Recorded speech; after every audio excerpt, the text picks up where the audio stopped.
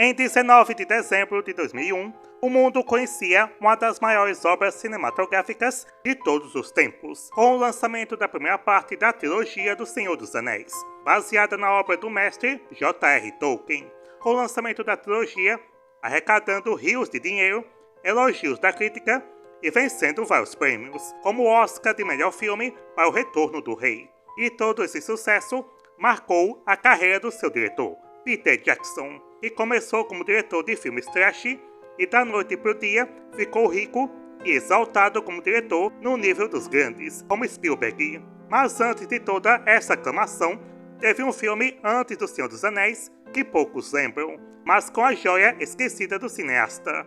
O filme em questão, The Frighteners, lançado no Brasil como Os Espíritos, de 1996, que será o tema deste vídeo.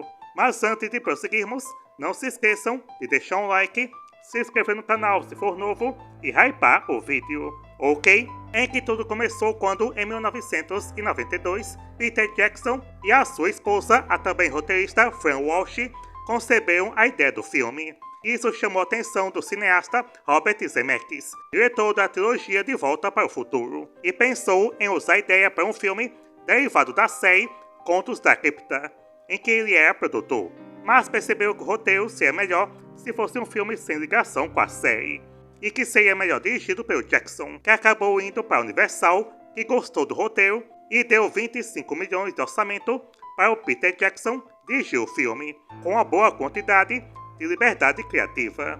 E o Robert Zemeckis ficou como produtor executivo, mas que infelizmente, no lançamento, o filme fez apenas 26 milhões, sendo um fracasso. Mas com o passar dos anos, graças ao sucesso do Senhor dos Anéis, o filme foi redescoberto e ganhou o status cult. Mesmo assim, ainda considera um filme subestimado, que merece mais reconhecimento.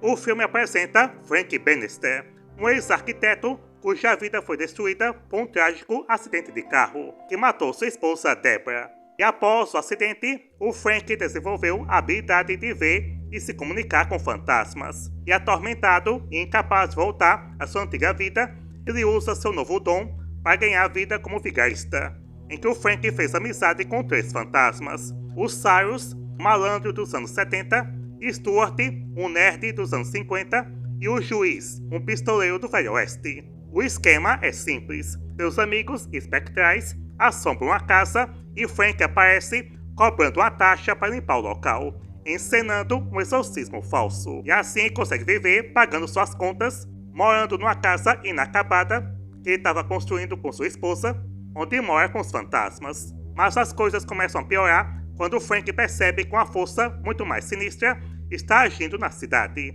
Ele começa a ver números brilhantes marcados na testa de pessoas aparentemente saudáveis. Pouco depois, essas pessoas morrem de paradas cardíacas, com Frank descobrindo com entidade aterrorizante que se parece com a figura encapuzada da morte, o ceifador sinistro está matando essas pessoas. Com o primeiro encontro de Frank com essa ameaça, acontece na casa da doutora Lucy e seu marido, o obsessivo por saúde Ray, em que o Frank vê um número na testa do Ray e tenta avisá-lo, mas é tarde demais. O Ray morre e o Frank se depara com o encapuzado matando mais pessoas e tenta impedi-lo, mas se torna o principal suspeito das mortes. E enquanto Frank e seus amigos fantasmas tentam descobrir a identidade e o propósito do ceifador sinistro, ele é implacavelmente perseguido pelo agente do FBI Milton Dummers, o personagem mais surtado do filme, em que o Dummers é um agente excêntrico e instável, com passado traumático em operações secretas e tem um ódio profundo por tudo que é paranormal, acreditando que o Frank é um assassino em série que está usando truques para cometer seus crimes. E a doutora Lucy, inicialmente cética, começa a acreditar em Frank após testemunhar eventos sobrenaturais, além dela se tornar a próxima vítima do ceifador, quando Frank vê na testa dela um número. E os amigos fantasmas tentam ajudar enfrentando o ceifador, mas são destruídos por ele e desaparecem. O Frank foge da polícia e, na investigação para descobrir sobre a entidade ceifadora, acaba levando a uma conexão com o crime do passado, um massacre que ocorreu no hospital psiquiátrico abandonado, cometido 30 anos antes pelo enfermeiro Johnny Bartlett, em que o Bartlett matou 12 pessoas antes de ser executado. E o Frank decide enfrentar o ceifador, mas para isso ele tem que se tornar um fantasma também, e acaba bolando um plano. Ele pede a Lucy que o coloque em um estado de quase morto por hipotermia, permitindo que seu espírito saia de seu corpo para lutar contra o ceifeiro. E durante a batalha, ele acaba descobrindo que a entidade é na verdade o espírito de Johnny Bartlett, que continua sua onda de assassinatos do além-túmulo, com sua motivação é ser o assassino com o maior número de vítimas. Ele é meio que um fã do Call of Duty, que levou o jogo sério demais, querendo matar mais que os outros, e o número na testa das vítimas é a quantidade de mortes que já fez, passando dos 40. No entanto, a grande reviravolta é a descoberta de que Bartlett não está agindo sozinho, ele tem um cúmplice, a sua amante da época do massacre, chamada Patricia Bradley, e todos acreditavam ser apenas uma das suas vítimas traumatizadas do massacre, só que na verdade ela era participante voluntária, ajudando ele nos seus crimes. E após tantos anos, ela o convocou do inferno para continuar sua onda de assassinatos. E o Frank descobre que não foi o acidente que matou sua esposa, e sim o espírito do Bartlett, com a ajuda da Patricia.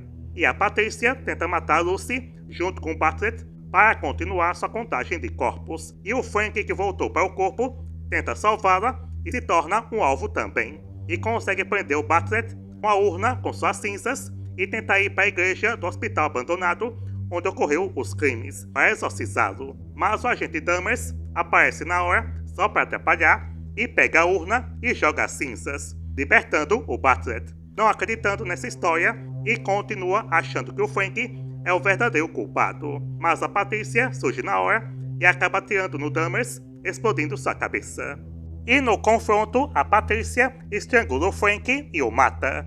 E se volta para Lucy, mas numa reviravolta, o espírito do Frank agarra ela e arranca seu espírito do corpo, a matando. E se abre um portal para o além, onde são puxados, e o Bartlett vai junto para resgatar sua amada.